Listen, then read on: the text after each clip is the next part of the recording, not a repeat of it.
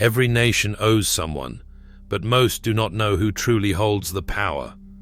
Last year, non-bank institutions like giant asset managers quietly snapped up 77% of new government debt outside the Eurozone, and they now make demands that rival those of elected leaders. Forget old notions of national independence.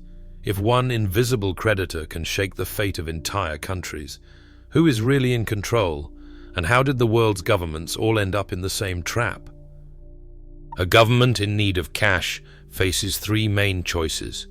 It can issue bonds, take out loans, or negotiate a deal directly with another country. Each option comes with its own rules, risks, and invisible strings. Sovereign bonds are the most common. These are promises to repay investors, packaged as marketable securities. Anyone with enough money, whether a pension fund in London or an asset manager in New York, can buy and sell these bonds on the open market. This makes bonds highly tradable, and it also means that the identity of the creditor can shift overnight. If investors lose confidence, they can dump bonds in seconds, driving up borrowing costs and forcing governments to scramble for new buyers. This is known as rollover risk, the danger that maturing debt can only be refinanced at much higher interest rates, or not at all. Loans work differently. When a country borrows from a group of banks, the terms are typically locked in for years. These syndicated loans aren't traded on open markets, so the lenders remain fixed, at least until the loan matures or is sold in a private deal. This can offer stability, but it also concentrates power in the hands of a few institutions. Then there is bilateral credit. Here, one government or its agencies, for example China's state banks, strike direct agreements with another country. These deals often come with unique conditions and are rarely transparent. Sometimes they are tied to infrastructure projects or natural resources, with repayment terms that can stretch for decades. The split between domestic and external debt matters. Domestic debt is owed to local banks, funds, or citizens, usually in the country's own currency. External debt is held by foreign investors or institutions, often in dollars or euros. If trouble hits, domestic creditors are linked to the fate of their own economy, while external creditors can pull their money and trigger currency shocks. The mechanics of these instruments shape not just how much a country owes, but who holds the power to demand repayment or to walk away when the risks get too high. Behind every government bond or international loan, there is a real creditor with the power to demand repayment or to walk away. The world's sovereign debt is not scattered among millions of small investors. Instead, a handful of players hold outsized claims. Non-bank institutions, like pension funds, mutual funds, and especially asset managers, now absorb the vast majority of new sovereign debt. In fact, non-bank investors account for 77% of the marginal uptake in non-euro area government bonds. This concentration means that a decision by just a few major asset managers can ripple through entire economies. BlackRock, the world's largest asset manager, oversees more than $9 trillion in assets. Its bond funds alone can move markets in minutes. Alongside BlackRock, firms like Vanguard and State Street also dominate, together managing portfolios that include huge slices of government debt from dozens of countries. When these giants adjust their holdings, borrowing costs for nations can swing sharply. The rise of passive investing has only deepened this influence. Index funds, which automatically buy and sell bonds based on rules, now channel trillions into sovereign debt with little human judgment. This creates a system where the fate of a country's finances can hinge on the algorithms of a few asset managers. For emerging markets, the risk is even greater. When global funds shift away from their bonds, yields spike, and governments scramble to contain the fallout. In the shadows of these trades, the true owners of public debt rarely appear in the headlines. Yet, their decisions shape the options available to finance ministries and central banks around the world. In 2010, Greece faced a financial crisis that threatened to spiral out of control. With the country locked out of private markets and unable to refinance its debts, officials turned to a coalition known as the Troika, the International Monetary Fund, the European Central Bank, and the European Commission. The deal that followed was massive, a €110 billion rescue package with strings attached. In exchange for new funding, Greece agreed to a sweeping program of pension cuts, tax hikes, and privatizations. Retirement ages rose, public sector salaries were slashed, and the value-added tax climbed to 23%. Each round of funding depended on meeting strict targets, with quarterly reviews and public warnings from Troika officials. By 2015, the political backlash reached a boiling point. After a wave of anti-austerity protests, Greek voters rejected further cuts in a national referendum.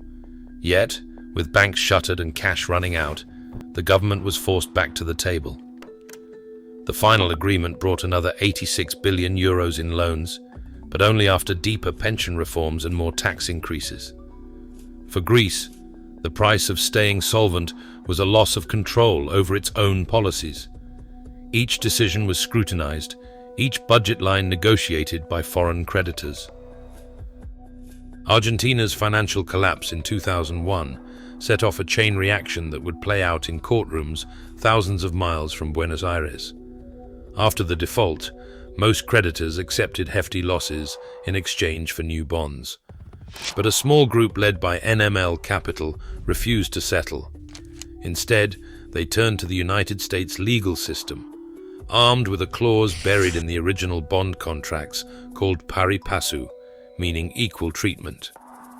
In 2012, Judge Thomas Grieser of New York issued a ruling that stunned the financial world. He barred Argentina from paying any of its restructured bondholders unless it also paid the holdouts in full. The injunction did not just freeze payments. It cut Argentina off from global capital markets, making it nearly impossible for the government to raise new funds. NML Capital hunted for Argentine assets around the world, even attempting to seize a naval ship docked in Ghana. The message was clear. A determined creditor, backed by a favorable court, could block a sovereign nation's access to its own money.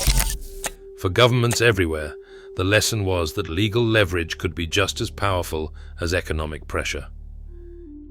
In November 2020, Zambia missed a coupon payment of $42.5 million on its Eurobonds. That made it the first African country to default during the pandemic. But unlike Greece or Argentina, Zambia's creditors were a tangled mix. Private investors held billions in Eurobonds, while Chinese state banks and contractors controlled a large share through bilateral agreements.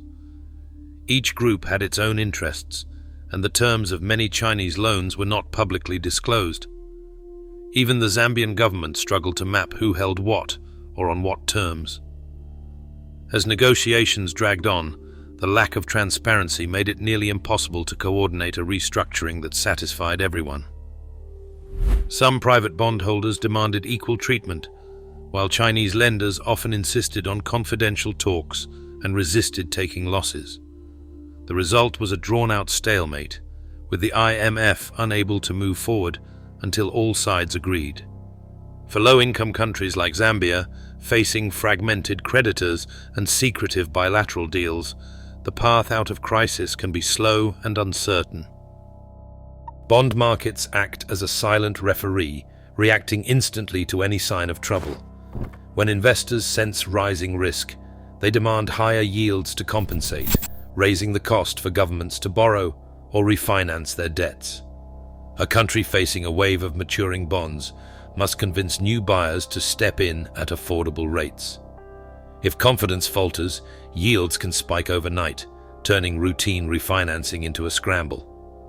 This is the heart of rollover risk, the danger that a government cannot replace expiring debt without paying much more, or sometimes not at all. Marginal buyers, those who decide whether to buy or sell at the edges of the market, set the tone for everyone else. Even a small pullback from these big asset managers can push borrowing costs sharply higher, forcing governments to cut spending, seek bailouts, or risk default. No courtroom or treaty is needed. The market enforces discipline through price alone. Most people never hear about the back-office giants that move trillions between governments and investors. Clearinghouses like Euroclear and Clearstream sit at the heart of the global financial system, quietly processing bond payments for over 90% of sovereign debt. These custodians don't just shuffle numbers. They can halt the flow of money with a single instruction. If a government is under sanctions or caught in a legal dispute, custodians have the power to freeze coupon payments, block redemptions, or even deny access to the repo market.